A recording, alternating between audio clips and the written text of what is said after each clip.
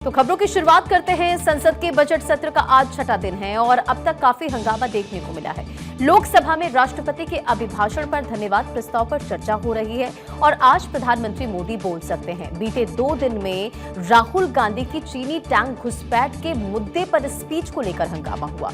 राहुल गांधी के द्वारा भारत के पूर्व सेना अध्यक्ष जनरल मनोज मुकुंद नरवणे की किताब के अंश को कोट करने को लेकर पिछले 2 दिनों से लोकसभा में काफी हंगामा हुआ। राहुल गांधी ने आरोप लगाया कि उन्हें बोलने नहीं दिया जा रहा है और इसे लेकर राहुल गांधी ने स्पीकर ओम बिरला को एक लेटर भी लिखकर सदन में बोलने से रोकने को परंपरा का उल्लंघन भी बताया है। देखिए, इस बीच लोकसभा में मंगलवार को सदन की कार्रवाई में बाधा डालने और चेयर की तरफ कागज उछालने के आरोप में 8 विपक्षी सांसदों को बजट सत्र के शेष समय के लिए सस्पेंड कर दिया गया। लोकसभा से निलंबित किए गए सांसदों में अमरिंदर सिंह राजा वारिंग, मणिक्कम टैगोर, गुरजीत सिंह औजला, हिबी ईडन, सी किरण कुमार रेड्डी, प्रशांत यादवराव पाडोले और एस वेंकटेश और डीन कुरियाकोस शामिल हैं। आज भी इस मुद्दे पर संसद में हंगामा देखने को मिल सकता है। सस्पेंड हुए सांसदों का कहना है कि उन्हें राहुल गांधी का साथ देने और सरकार की चीन और अमेरिका व्यापार सौदे पर चुप्पी के खिलाफ आवाज उठाने की सजा दी गई है। बीजेपी का कहना है कि उन्होंने संसद की गरिमा को तार तार किया, ठेस पहुंचाई है। टेबल पर कूद कर जो वहां के अधिकारी हैं, जो कर्मचारी हैं, जो लोकसभा सेक्रेटेरिएट में पक्ष और विपक्ष दोनों को सहयोग करते हैं, आप उनको डरा रहे हैं, धमका रहे हैं, आप उनको जो है टेबल पर कूद रहे हैं, आप स्पीकर के ऊपर जो है लाठी डंडा की तरह जो है कागज फेंक रहे हैं, मिट्टी फेंक रहे हैं। ये गुंडागर्दी है ना। और उसमें राहुल गांधी कहते हैं कि मैं अपनी मर्जी से बोलूंगा। आपकी मर्जी नहीं चलेगी। ये पार्लियामेंट स्पीकर की मर्जी से चलता है। स्पीकर यहाँ के कस्टोडियन है और आर्टिकल 105 में ये सारे अधिकार संविधान निर्माताओं ने सारे अधिकार स्पीकर को दिए हैं। तो कल राहुल गांधी के बोलने को लेकर जिस मुद्दे पर हंगामा हुआ, उस पर सरकार का कहना है कि जो किताब छपी ही नहीं और जो छप ही नहीं सकती, उसे लेकर कोई बात कैसे कही जा सकती है। इसी के चलते संसद को फिर से स्थगित करना पड़ा कल। अब सवाल यह कि आज एक बार फिर से संसद में हंगामा देखने को क्या मिलेगा। क्या प्रधानमंत्री मोदी के संबोधन में विपक्ष वॉकआउट कर सकता है या हंगामे में ही पीएम अपना संबोधन पूरा करेंगे।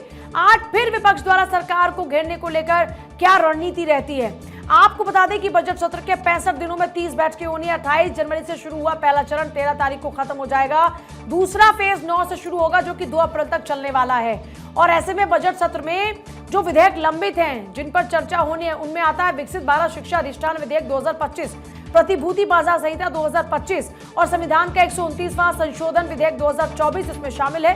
इन विधेयकों की वर्तमान में संसदीय स्थायी या प्रवर समितियां जांच कर रही हैं। सत्र के तहत में संसद की आज होने वाली कार्रवाई में एक बार फिर से तीखे हंगामे के आसार हैं। राजनीतिक हलकों में ये माना जा रहा है कि आज भी भारी हंगामा देखने को मिल सकता है। अब बड़ा सवाल यह है कि क्या 8 सांसदों का जो सस्पेंशन है वो वापस लिया जा सकता है। सरकार विपक्ष में हंगामे को लेकर मामला क्या सुलझ सकता है या पूरे बजट सत्र के दौरान हंगामा ही देखने को मिलेगा। इसी पर हमारे संवाददाता जुड़ेंगे जल्दी, जिनसे हम बातचीत करेंगे और आज स्ट्रैटेजी क्या कुछ नजर आ रही है वो आपको बताएंगे। लेकिन इस बीच बैठकों का सिलसिला शुरू हो चुका है। आज प्रधानमंत्री मोदी का संबोधन भी होगा, उनका जवाब भी होगा। लेकिन इस बीच विपक्षी पार्टियों का क्या कुछ अपनी स्ट्रैटेजी रहने वाली है, इसको लेकर भी निगाह बनी हुई है। क्योंकि आज एक बार फिर से हो सकता है कि कांग्रेस और तमाम जो विपक्षी पार्टियां हैं सरकार की घेराबंदी की फिर से कोशिश करती हुई नजर आए। एक तरफ इससे पहले आपने देखा कि पहले एफटीए को लेकर सरकार ने बताया कि हमारी कोशिशें कामयाब रही। फिर अमेरिका के साथ में टैरिफ डील को लेकर कल आपने देखा कि बैठकों का दौर चला। एनडीए की संसदीय दलों की जो बैठक थी उसमें भी आपने देखा कि उसका जिक्र होता है। लेकिन दूसरे विपक्षी पार्टियों को इन तमाम प्रयासों के इतर जो उनके विषय हैं, चाहे वो सुरक्षा का हो, डोकलाम का हो, इनको लेकर जवाब चाहिए। अक्षय जुड़ गए हमारे साथ में। अक्षय, आज भी हंगामे के आसार हैं। अभी क्या कुछ स्ट्रैटेजी पर चर्चा चल रही है दोनों ही पक्षों में?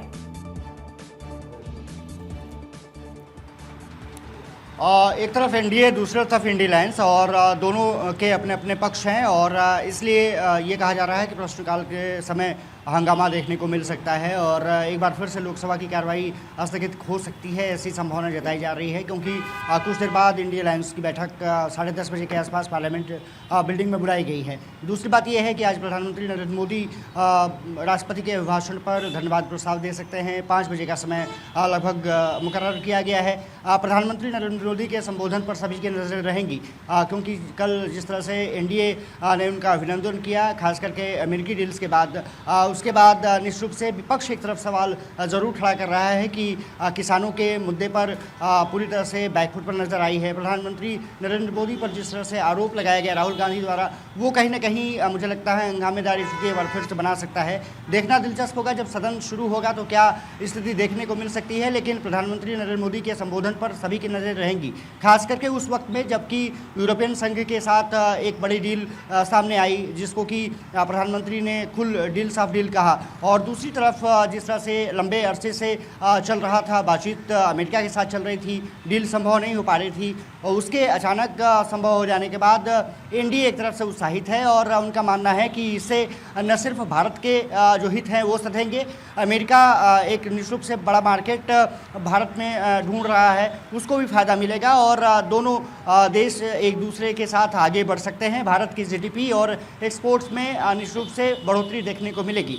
लेकिन इंडिया अलायंस के अपने तर्क हैं, उनका साफ तौर पर कहना है कि जिस तरह से डील की गई है, कागजात पूरी तरह से सामने नहीं आए हैं और उसके कारण मतिभ्रम की स्थिति है कि किसानों का क्या होगा जो भारत में प्रोडक्ट अपना खुद उपजाते हैं और भारत कृषि प्रधान देश माना जाता है।